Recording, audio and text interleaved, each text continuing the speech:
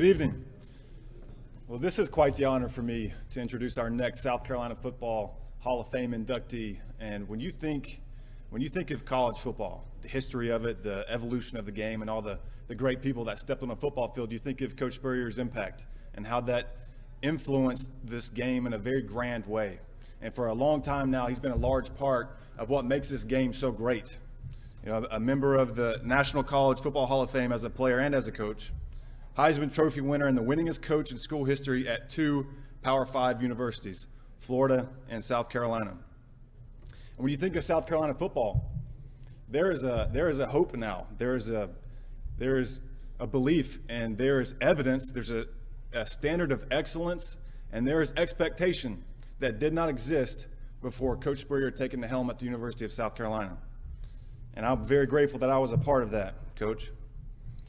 And when he chose to come, he came on a mission. He accepted less than the money that was offered to him because he wanted to use that to help build a successful program. And he instilled a vision and a belief into the coaches and to the players that ultimately led to many years of success at South Carolina under the leadership of Coach Spurrier. And I promise you this, Coach is the most competitive, most driven, and the most confident person that I've ever been around. And as one of his quarterbacks, I can wholeheartedly tell you that myself and his teams adopted that same competitive nature, that confidence, and that built our culture. That was our identity. And it was what we did day in and day out under his leadership that led to victories on Saturday.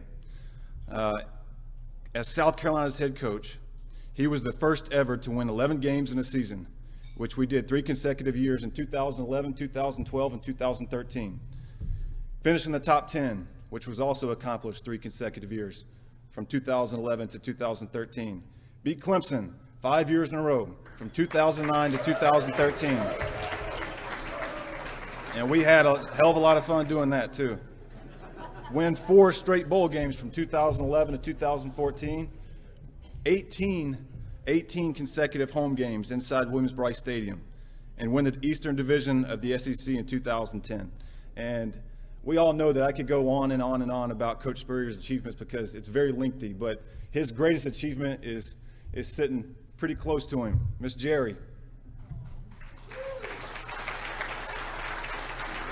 And on game day, you would not find Miss Jerry in a suite, although I'm sure it was insisted time and time again. She was in the stadium, in the stands with those parents, and she loved everyone on that field like we were your own, and we felt that. The big smiles after the wins, and sometimes the hugs after the losses, which there weren't many losses, so that's a good thing. We saw that smile out of you, Miss Jerry. And of course, the birthday chocolate chip cookies that I can still taste. So we love you, Miss Jerry, and we're so appreciative of the Spurrier family for not only what you did for the University of South Carolina, not only what you did for Gamecock football but for this state. And with that being said, congratulations, Coach Spurrier.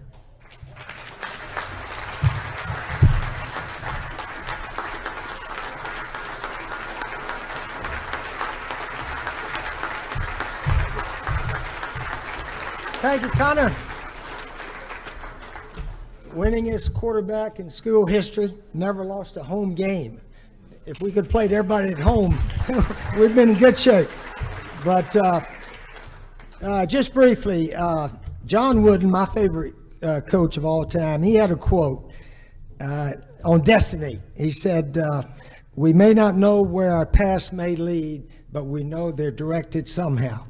And when we finished up 2 years with the Washington Redskins, Jamie Spronis, my director of ops, he got to work 2 years for Dan Snyder, just like I did. And we sort of had enough. But anyway, our path was directed here to South Carolina. Somebody said, "How did you end up getting the job?" And I said, well, Mike McGee called me up and said, "Are you interested in coaching again?" I said, "Yeah." Now, I'm going to be 60 years old the next year. And I don't know if people thought that was old for a coach back then. It's not very old now. We all know that. But anyway, I said, "Yeah, I want to." And in the meantime, a booster from North Carolina called up and said, "Are you interested if the job opens?" And I said, "Yeah, I want to coach again." So anyway, Coach McGee comes up again and offers me the job. So I went to my wife, Jerry, and I said, let's go to South Carolina and see if we can do some things that have never been done before. And first thing she said was, what happened to North Carolina? I said, that job didn't open up, Jerry. And what happened, the North Carolina field goal guy made a 55-yarder against Miami, and they kept the coach for another year. At that time, that job might have been a little more attractive in South Carolina. But we beat them every time we played them, by the way, during my time in South Carolina. So anyway, our path came to South Carolina. Just ended up that ugly fight at Clemson and a lot of stuff. Our first recruiting weekend, we had some guys in there. They didn't give a damn about going to South Carolina. I started scratching my head. What kind of decision have I made here? But with my family there, I said, come on now. We won ball games and a conference championship at Duke. We'll be okay at South Carolina. So we take off and jump into it, and away we went. I want to thank Mike Foster and the Hall of Fame here for this induction. This is really special. Appreciate it. And all the other inductees tonight, you guys are super and are well-deserving, and certainly appreciate that. But I thank Mike McGee. I'm here because Mike McGee went out and hired me. You know, in life, we all got to have opportunity. We got to have a chance to go do our thing. And Mike McGee was the best. I want to say thanks to Dodie Anderson, our biggest financial giver to athletics. The reason South Carolina football, basketball, and all the sports are doing so well is because of her financial gifts. I think her table's here somewhere. There they are back there. Dodie was the best. After I had left, Coach Tanner called me up one day and said, we're going to put your name and Jerry's name, my wife, on the indoor facility. I said, Coach, listen, I'm out of here. I'm going back to Florida. You don't have to do that. And he said, yes, we do, because the lady that's given the money said, Jerry and Steve Spurrier is going on the building. So thanks to Dodie. That's why I'm on that building right now. Dodie Anderson. She was definitely the best, no question about it. But anyway, we sort of, my wife, Jerry, talk about instrumental, like Connor said. Gosh, we've been married over 50 years now. And she did all the things for the coaches' families, the players, came to about every practice. And if you know her, she likes to hug. She doesn't have to know you, and she can give you a hug. But so she was at everything. We had those Wednesday night staff, bring all the kids, birthday hats for all the birthday kids. So we had some good unity there. Just about all the teams, not all, but just about all of them. And she was special. She taught a fitness class at South Carolina. The kids came in there and they sweat. That was the name of the class, sweat. And she fulfilled her duty, so all I had to do was go coach ball. And then she found an extra duty. After Stephen Garcia, on his third suspension, he had to do some community service hours. So Jerry drove him to do his hours, picked him up, and drove him back. So she didn't know that was part of the game, but that was part of being a head coach wife, I guess. And certainly it was a big part of whatever success I've had as a coach. That saying, behind every successful man's a strong woman, I think it's beside a successful man is a strong woman. And Jerry has been beside me, that's for sure. I sort of look back, our first 5 years at South Carolina, we were a little bit above average, 35-28. Sort of like a 7-5, 8-6, 7-5 record. We weren't really making any strides. So what happened that made us hit those 11-win seasons? We were averaging 7 wins a year, and 3 things happened after the 09 season. First of all, Stephon Gilmore, who had committed early and was going to come in January, he showed up. We stunk up that Birmingham Bowl so bad, 20-7. I was hoping he wouldn't change his mind, but he didn't change his mind. So Stephon showed up, and then we went into the recruiting season, and we got Connor Shaw committed. Now, when he committed, nobody knew what he was going to do. He was just sort of another quarterback out there. I think he was about a 3-star, you know, and he wasn't toted up there, but we were recruiting the best running back in the nation, Marcus Lattimore. Everybody in the country's after him. So Jay Graham, our running back coach, we're getting ready to come up Sunday afternoon on our official visit, home visit, and he said, Coach, Yolanda is going to ask you to do the cha-cha dance. And I said, Jay, I'm an excellent cha-cha dancer. So we get up there, and Yolanda put the music on, and we cha-cha. Not too long, but Yolanda and Vernon are back here. They're the best. Thank you, Yolanda. So we get Marcus, and we get Connor Shaw. Stephon Gilmore's there. And we go into the 2010 season. First game we beat sort of one of the down-the-line teams, and then those mighty Georgia Bulldogs came in. And the game was 14-3 in the third quarter, and our offense wasn't going anywhere. And Marcus had played a little bit the first game, but we got way ahead, and he didn't play that much. And all of a sudden, we started giving him the ball. And Garcia was sort of struggling, going backwards a few times. And I told the guys in the headset, I think Steve Jr. might have heard me, I said, we're going to give the ball to Marcus until they stop him. He ran the ball, I think, 38 times that day, about 190 yards. Just took over the ball game in the fourth quarter. I think they only had one possession in the fourth quarter. And we beat Georgia, I think, 17-3 or 6, something like that day. And then later on, the Alabama game, he scored 3 touchdowns. He was key in that. And that was Steven Garcia's best game. Steven, he had one great game, and that was it. And of course, Alshon, a great one. I mean 17 of 20. And Alshon actually had a ball knocked out of his hands that day.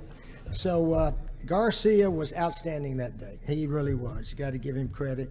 And that was a fun win. And I appreciate everybody at my table. My son Steve Jr. is here. I don't know. Only thing I can say about him is he coached Sidney Rice, Kenny McKinley, Alshon Jeffrey, Ace Sanders, Bruce Ellington, Nicky Jones, upstate kid, Pharaoh Cooper, and he recruited and got committed Brian Edwards and, of course, Debo Samuel. So a pretty good list of wideouts we've had. My son Steve Jr. Coached those guys. So we had a lot of really good coaches during that era. So this is 2010. We made a little strides, and we still played some ugly games here and there. But we won the Eastern Division down in the swamp, and as another game, Marcus took over. 40 carries, 215 yards. I think we only threw about 18 passes, and he took us to the Eastern Division championship. So, and unfortunately, Marcus got hurt a little bit the next year, and then the year after that, he had that devastating injury, and that was by far the worst thing that happened during my time at South Carolina. Best running back in the country, and it was a severe injury. He fought hard to get it back, but it just couldn't come back all the way. But these guys were sort of the game changers. Connor Shaw came in late in that 2011 season, and away we started winning those 11 and winning the bowl games. So we had those 4 years. I think we were like 42-9, 10 through 13, and so forth. People always ask me about Clowney. Who recruited Clowney? I said, I'll tell you who recruited Clowney: Stephon Gilmore and Marcus Lattimore. I called him up one Friday. I said, Jadavion, get your mom and dad, come to the basketball game. We'll sit up there with you, and we'll watch the Gamecocks play basketball. Bring your mom and dad. So Jerry sat with the mom, and I think Stephon's mom came, and I had Gilmore on one side and Marcus on the other side and Clowney in the middle. So the fans didn't bother him too much. But anyway, the students, they got a buzz. Clowney's in the building up there. Clowney's here.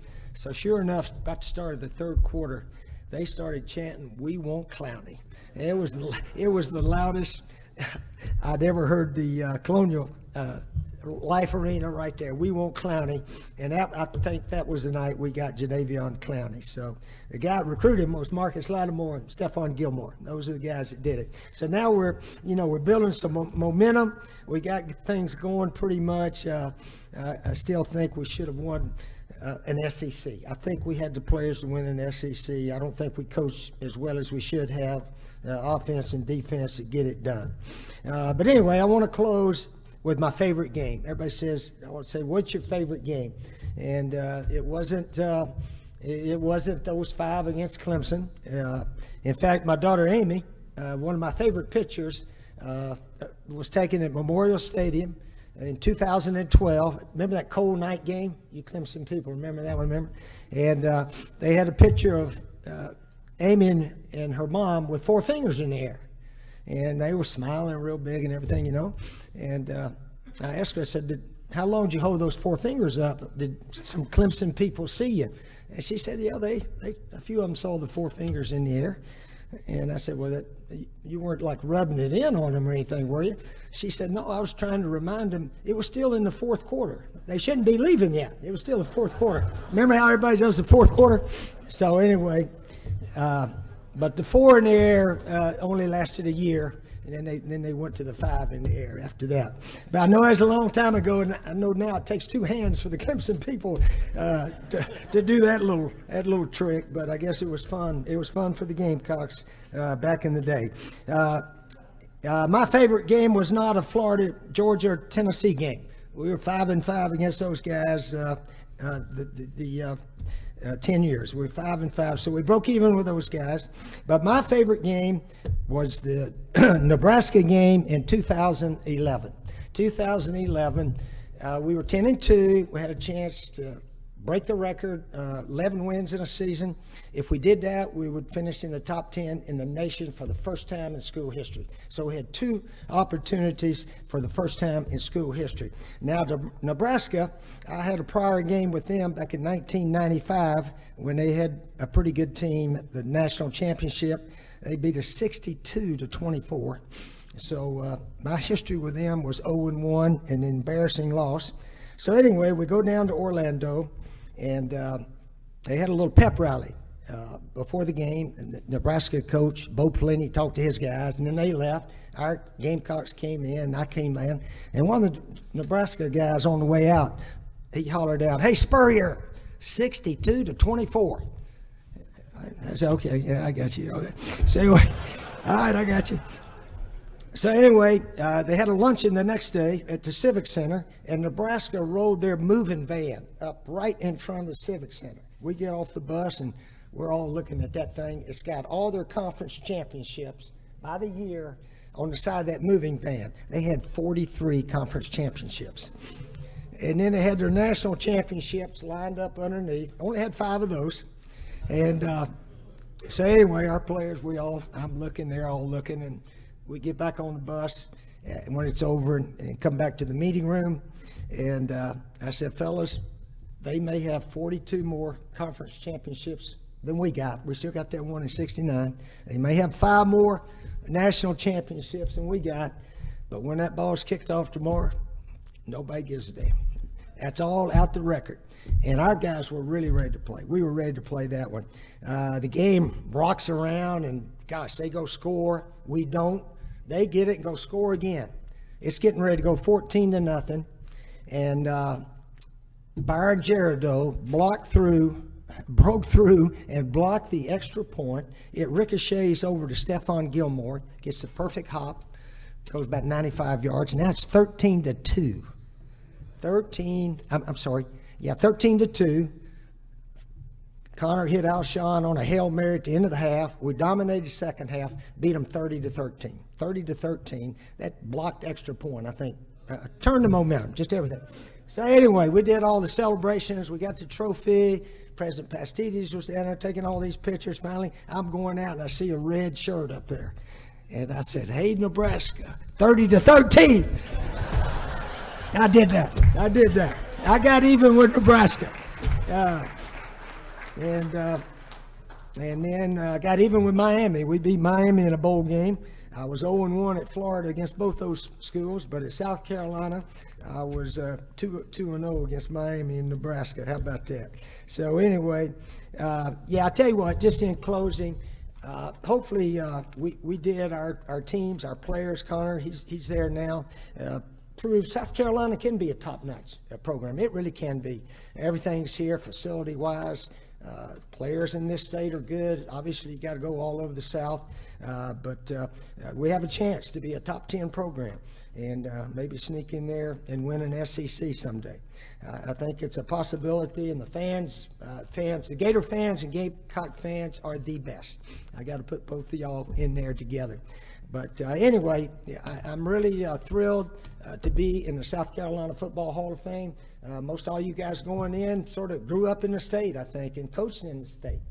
Coach Sheridan, we had some good battles when he was at NC State. Here's how our battles went. They beat us 45-42. We tied 43-43, and we finally got him that third year.